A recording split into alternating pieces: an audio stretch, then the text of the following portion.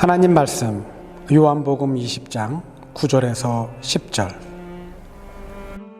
아직도 그들은 예수께서 죽은 사람들 가운데서 반드시 살아나야 한다는 성경 말씀을 깨닫지 못하였다.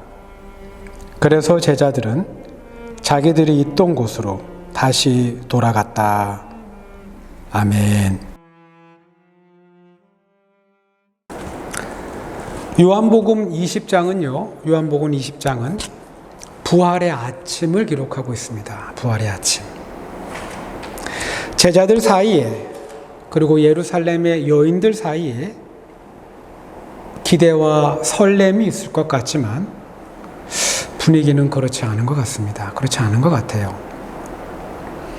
그분이 다시 살아나실 것을 기대하며 소망 중에 기쁨이 있을 것 같지만 제자들과 여인들의 마음을 지배하는 건 슬픔과 절망인 것처럼 보입니다. 한 주가 시작되는 첫날 이른 새벽입니다. 막달라 마리아가 예수님의 시신이 보관되어 있는 무덤을 찾아갑니다. 무덤. 성경은 그녀가 이른 새벽에 무덤을 찾았다고 기록했습니다. 이른 새벽이기 때문에 우리의 상식으로 하루의 시작이라고 생각할 수 있습니다. 그죠? 이른 아침이었기 때문에 우리의 생각으로는 하루의 시작이라고 생각할 수 있어요. 근데요, 아닙니다. 그 반대입니다. 그 반대. 이스라엘 사람들의 문화에서 이른 새벽에 움직인다는 건 하루가 끝날 때 움직이는 겁니다. 하루가 끝날 때. 창세기 1장입니다. 이스라엘 사람들의 하루가 어떻게 구성되어 있는지 우리에게 알려줍니다. 하나님께서 피조 세계를 하나하나 창조하신 후에 보기에 좋았더라고 말씀하십니다. 보기에 좋았더라. 그리고 나서 성경이 항상 덧붙이는 말이 있습니다. 저녁이 되고 아침이 되니 하루가 지났다. 이스라엘 사람들의 문화에서 하루의 시작은 저녁입니다. 저녁. 하루의 시작은. 그리고 하루가 끝나는 때는 아침입니다. 아침. 이스라엘 사람들의 의식 속에는 하루는 해 질녘부터 다음날 해 지기 전까지가 하루입니다. 하루. 우리들이 생각하는 하루는 자정부터 그 다음날 자정까지가 하루입니다. 그죠? 우리의 하루와 이스라엘 사람들이 생각하는 하루 사이에는 대략 6시간 정도의 시간차가 존재합니다. 시간차에. 요한복음 20장 1절을 읽으면 우린 막달라 마리아가 아침을 기다렸구나 라고 생각할 수 있습니다. 근데요, 그 반대입니다. 그 반대. 우리의 느낌에 맞게 표현하면 막달라 마리아는 저녁이 되기를 기다렸던 겁니다. 저녁이 되기를. 막달라 마리아는 사람들의 눈을 피해 움직입니다. 그녀는 사람들의 시선을 피해 사람들의 눈치를 보며 예수님의 무덤에 가고 싶었던 겁니다. 막달라 마리아의 모습에서 또 다른 한 여인의 모습이 겹칩니다. 예수님이 예루살렘을 떠나 자신의 고향인 갈릴리로 돌아가려고 합니다. 갈릴리.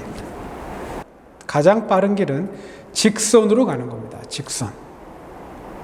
그러나 남한국 유다 사람들, 좀 더 정확히 표현하면 예루살렘에 거주하는 유대인들, 그리고 다른 지역에 살아도 자신을 정통 유대인이라고 자부했던 사람들, 이 사람들은요, 가운데로 뻗은 이 길을 이용하지 않습니다.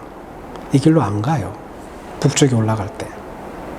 멀어도 사실 아주 멀어도 서쪽으로 돌아서 가는 해변길을 따라 아니면 동쪽을 향해 출발해서 요단강을 건너고 베레아 지방을 통과해서 북쪽으로 올라가는 굉장히 먼 길을 선택합니다. 사람들이요, 이렇게까지 하는 이유는 단 하나입니다. 단 하나. 유대인들은 사마리아인들을 사람 취급하지 않았습니다. 사람으로 보질 않았어요. 유대인들은 사마리아 사람들을 만나는 걸 극도로 꺼려했습니다. 예수님, 유다 지파에 속하는 정통 유대인입니다. 서쪽 해변길을 따라 아니면 동쪽 내륙 지방을 통과해서 고향 땅 갈릴리로 가야 하는데 아랑곳하지 않고 사마리아 땅 중심으로 향합니다. 아마 제자들 가운데 일부는요, 스승의 발길이 사마리아 쪽으로 향하자 그들의 마음이 굉장히 불편했을 겁니다. 예수님은 사마리아로 출발합니다. 그리고 사마리아 땅 안에 있는 수가라는 마을에 도착합니다. 수가. 그곳에서 낮 12시에, 낮 12시. 우리의 시간 개념에 맞게 표현하면 한밤중에 우물로 물을 길러온 한 여인을 만납니다. 한 여인. 그녀가 이 시간에 물을 길러온 이유는요, 같은 마을에 살고 있는 동네 사람들과 마주치고 싶지 않았기 때문입니다. 분명 막달라 마리아도 사마리아 땅에 살고 있는 이 여인과 같은 마음이었을 겁니다. 사람들이 부산하게 움직이는 해질녘을 피해 예수님의 무덤을 찾습니다. 사람들의 눈을 피해서 사람들이 움직이지 않는 이른 새벽에 예수님의 무덤을 찾은 겁니다. 그녀가 예수님의 무덤을 찾은 이유는 그녀에게 부활의 확신이 있었기 때문에, 그분을 곧 다시 만날 수 있다는 기대가 있었기 때문에 그녀가 무덤을 찾은 건 아닙니다. 만약 그랬다면 그녀는 이른 새벽을 선택하지 않았을 겁니다. 예루살렘에 사는 유대인들, 그들 모두가 예수 그리스도의 부활을 알 수 있도록 그들이 가장 활동적으로 움직이는 오후에 그녀는 당당하게 행동했을 겁니다. 막달라 마리아, 이른 새벽에 예수님의 무덤을 찾습니다.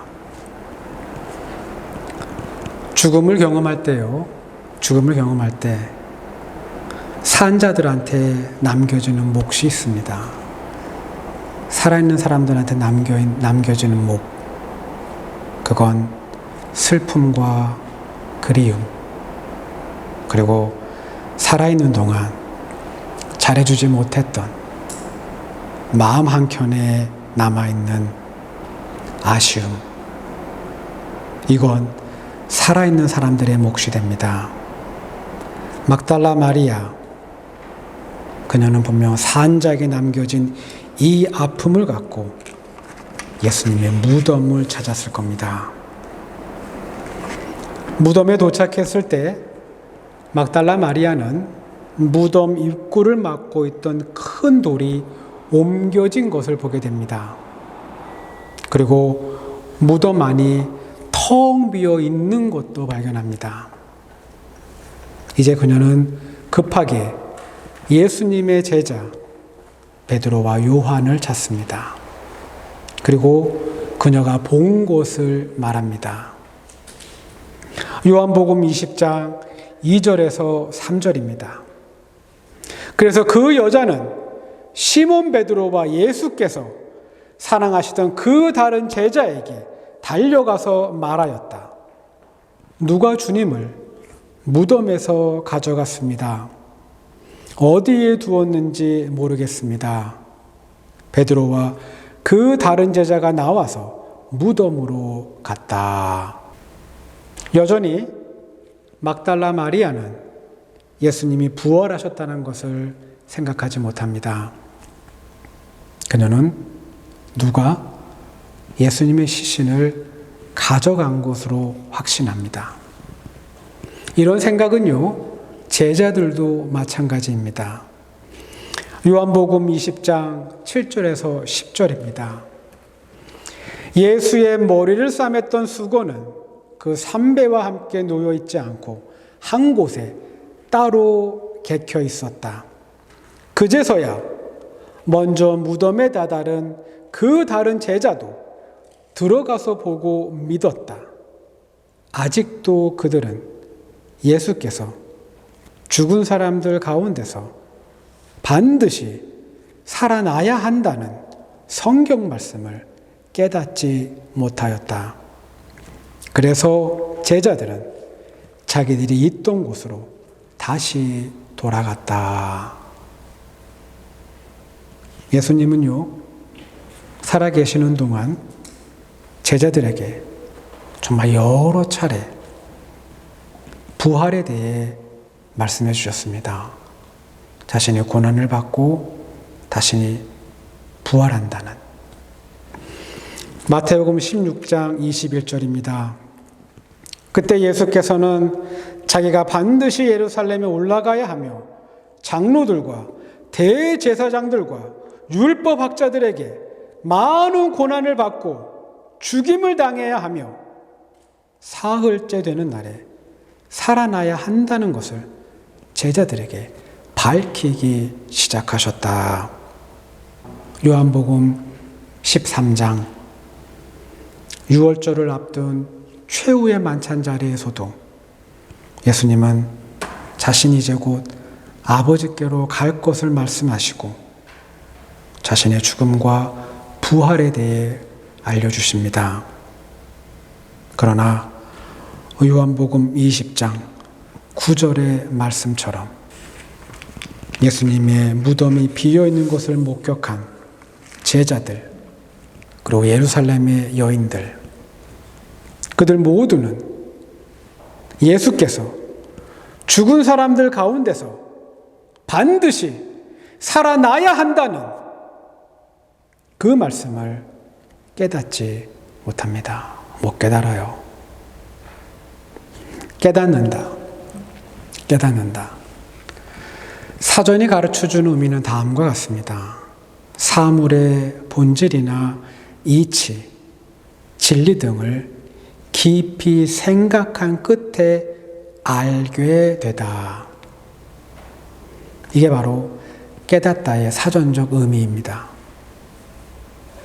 이 사전의 정의에 따르면 무언가를 깨닫는다는 건 일단은 쉬워 보이진 않습니다. 일단 쉽게 보이진 않아요. 솔직히 많이 어렵게 느껴집니다. 우리 무언가를 깨닫고자 할 때 수행을 한다든지 아니면 깊이 있는 연구를 해야 한다고 생각합니다. 깨닫는다는 건 어떤 심오한 과정을 요구하는 것처럼 보입니다.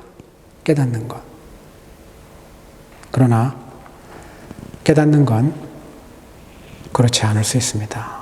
안 그럴 수 있어요.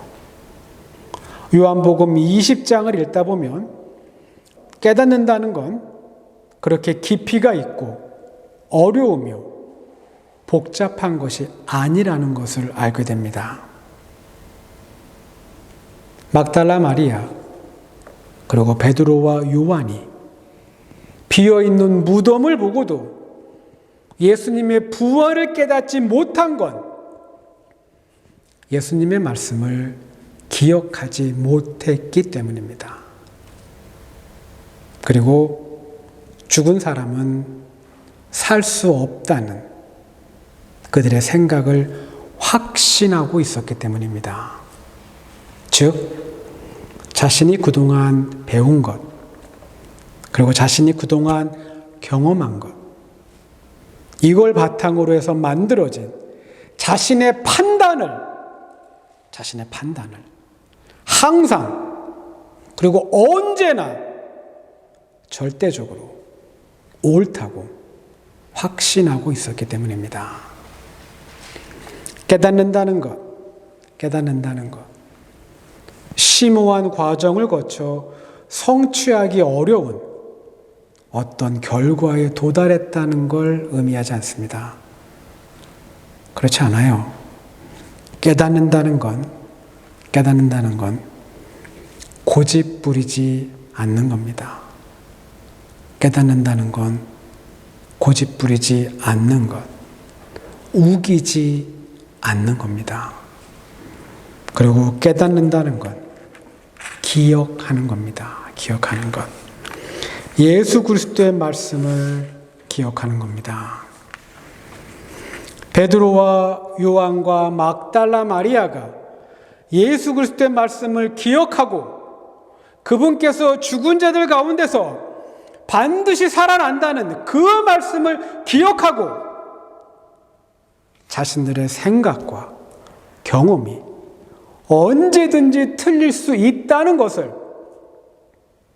자신들의 판단이 항상 정답이 아니라는 것을 인정했다면, 죽은 사람도 하나님의 능력으로 살아날 수 있다는 것을 인정했다면, 그들은 예수님의 빈 무덤을 보는 순간 그분이 부활하셨다는 것을 깨달았을 겁니다.